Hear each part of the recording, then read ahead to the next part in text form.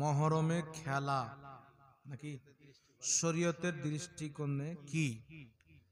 আচ্ছা বলেন তো বাবা, আপনার বাড়িতে যদি আপনার বাপ ইন্তিকাল করেন বা মা ইন্তিকাল করেন, তাহলে সেই দিনটা আপনি খেলবেন না দুঃখ প্রকাশ করবেন না কানবেন না নাচবেন, কি করবেন বলেন? জি, আপনাদের বিবেকে ছেড়ে দিলাম, বলেন কি করবেন? আপনাদের মালদা জেলা মহারাজপুর নাকি মহারাজপুরে এমন কোন ব্যক্তি আপনারা দেখেছেন? আপনারা তো 60 বছর 70 বছরের লোকও আছেন এখানে, যে তার বাপ মারা গেছে ওই দিনে ও খেলা করেছে, ঢোল বাজিয়েছে, তাশা করেছে, এরকম কোন লোক দেখেছেন?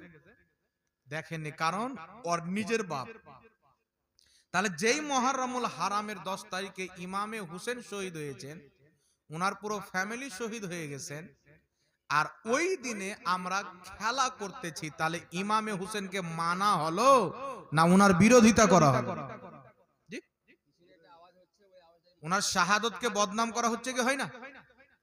আর কে নারা কি লাগানো হয়? হাসান হুসেনের দল, ও হাফ প্যান্ট পিনে ঢোল বাজাচ্ছে, মদ খেয়ে নাচছে, দাবড়া কোদাচ্ছে, ও নাকি হুসেনের দল। আর ইমামে হুসেন রাদিয়াল্লাহু তাআলা আনহু সাজদাতে নিজের গর্দানকে কাটিয়ে দিয়েছে, নামাজ ছাড়েনি। আর এর নামাজের কোনো খবর নাই, বাপ দাদা 14 গোষ্ঠী বেনামাজি সাফা চাট। মুহররমুল হারামে ঢোল বাজনা, এই যে লাঠি খেলা, হাফ প্যান্ট পিনে হারমোনি বাজিয়ে, বিভিন্ন রকমের বাজা বাজিয়ে, এটা ইসলামী শরিয়তে স্পষ্টভাবে নাজায়েজ এবং হারাম। যারা করেছেন তাদেরকে সচ্চা দিলে তওবা করতে হবে এবং সারা জীবন এই কাজ থেকে বাঁচতে হবে, তবে ইনশাআল্লাহ আল্লাহ ক্ষমা করে দিবেন। কথা বুঝতে পারছেন? আল্লাহ বুঝার তৌফিক দান করুক, এগুলো নোংরা কাজ থেকে আমাদেরকে বাঁচার তৌফিক দান করুক, এবং ইমামে হুসেন যেটার জন্য কারবালাতে শহীদ হয়েছেন আমাদেরকে যেন ওটা করার তৌফিক দান করুক, শরীয়তের প্রতি আমল করার তৌফিক দান করুক। দ্বিতীয় নম্বর প্রশ্ন হচ্ছে, সুদ খাওয়া ইসলামিক শরীয়তে কি? মুসলমান যদি এটা প্রশ্ন করে যে সুদ খাওয়া কি, এর চাইতে দুর্ভাগ্যের কি আছে?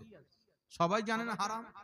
যেই কোনো ব্যক্তি সুদের 1 টাকা খাওয়া আর পবিত্র কাবা ঘরের সামনে আপন জন্মধারিণী মায়ের সাথে ৭৭ বার জিনা করলে যা গুনাহ হয়, সুদের 1 টাকা খেলে তার চাইতে বেশি গুনাহ হয়। এই সুদখোর এমন নিকৃষ্ট নাপাক ব্যক্তি, এই ব্যক্তির ব্যাপারে জমিনও বাদদুয়া করে, আসমানও বাদদুয়া করে, আল্লাহ আল্লাহর ফেরেশতা আল্লাহর নবীর পর্যন্ত এদের প্রতি অভিশাপ নাজিল হয়। এজন্য কেউ যদি সুদ খেয়ে থাকেন, আল্লাহর কাছে তওবা করেন, আজকে থেকে ত্যাগ করেন। যাদের কাছে বাড়তি টাকা নিয়েছেন ঘুরিয়ে দেন, খরচা করে দিয়ে থাকলে ক্ষমা চেয়ে নেন, সচ্চা তওবা করেন। তৃতীয় নম্বর প্রশ্ন হচ্ছে, দৌড়াহা তাজিয়া ঢোল।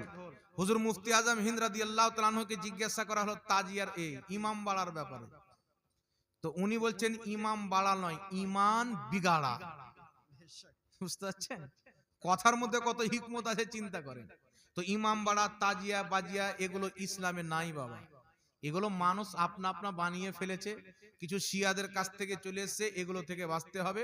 তাজিয়া মাজিয়া বর্তমানে প্রচলিত তাজিয়া, ইমাম বাড়া, এগুলো জিনিস মোটেই জায়েজ নয়, গুনহার কাজ, পাপের কাজ, বিদআত, খোরাফাত, এগুলো থেকে বাঁচা প্রত্যেক মুসলমানের জন্য জরুরি আছে। চতুর্থ নম্বর প্রশ্ন হচ্ছে, একজন কি আছে এটা? আচ্ছা, বিচারকের বৈশিষ্ট্য কেমন হতে পারে? একজন বিচারকের বৈশিষ্ট্য কেমন হতে পারে? হযরত উমর ফারুকের ব্যাপারে বা হযরত উমর বিন আব্দুল আজিজের ব্যাপারে একটি ঘটনা উল্লেখ হয়েছে, যে উনি চারাক জ্বালিয়ে আলোতে হিসাব কিতাব করছেন। এমনি সমাতে উনার বাড়ির বেটা চলে এসেছেন কোনো বাড়ির কাজের জন্য, তো বেটার সাথে কথা বলছেন, তো কথা বলার আগে চারাকটা বন্ধ করে বলছেন। তো বেটা বলছেন, চারাক কেন বন্ধ করলেন? তো উনি উত্তরে বলতেছেন যে এটা আমাদের বাড়ির কাজ, আর হুকুমতের টাকা দিয়ে বাড়ির কাজ করা এটা ঠিক নয়। তাহলে বিচারককে কেমন হতে হবে আপনি চিন্তা করেন। কথা বুঝতে পারছে?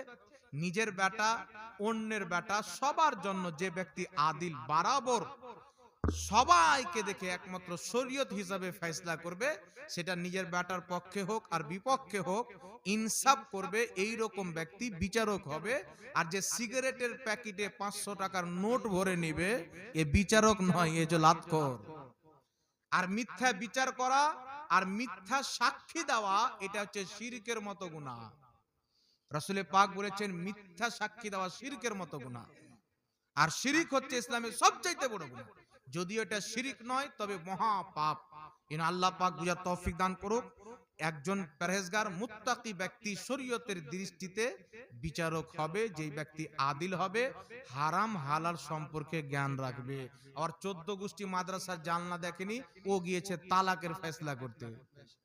একজন ব্যক্তি স্ত্রীকে নিবে না, তালাক দিবে, ও দাঁড়িয়ে দাঁড়িয়ে বলছে ডাইরেক্ট 3 তালাক দিয়ে শেষ। আর 3 দিন পরে সে বলছে হুজুর আমাদের তো ভুল বুঝাবুঝি হয়েছে, এখন নিতে চাই। তো 3 তালাক দিয়ে দিছে, আর লিবি কি করে নাকি? এই জন্য হারাম হালাল সম্পর্কেও জ্ঞান রাখতে হবে।